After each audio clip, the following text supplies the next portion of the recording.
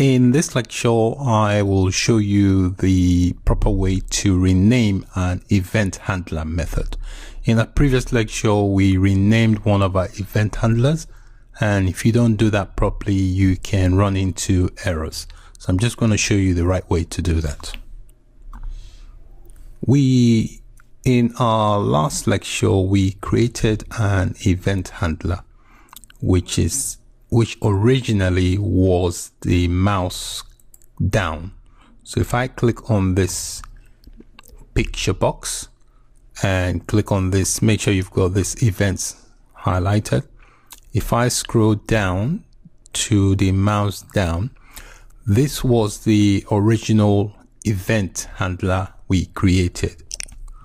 So when you double click on that, it will generate a code to reflect the name of that event. So initially it had mouse down. So if I go here, so initially this was picture box 1 underscore mouse down. If you change it from here, you will run into problems later. The best way to change it is from the design here. You come here from the original one. This is where you change it. So where it's got the mouse down, you change the down to a click, and then you go back into your code view. If that doesn't change, then you can manually change it, the down to the click, and that way you should be able to compile the code. If you change it in one and not the other, you may run into problems.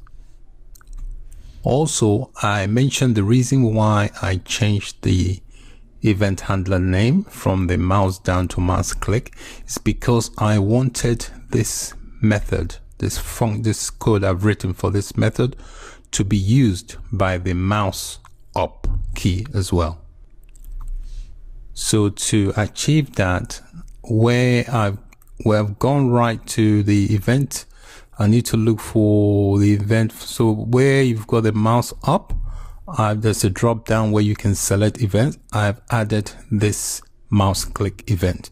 So that means the code written for this mouse click will now work for the mouse up as well. So all you have to do is just, for example, if I wanted to do one for a mouse move or a mouse leave, you double click on it. If you drop down, it will give you a list of all the events that are already available. So you can choose which one. For example, this one here, the drop down, if I click on the drop down, it already has this because I've already attached it. All right. So that's how you rename a method. Okay. That's the proper way. If you don't do it right, you generate a lot of errors here. And when you try to compile, Visual Studio will complain. So that's it for this lecture. Thanks so much for watching. Bye for now.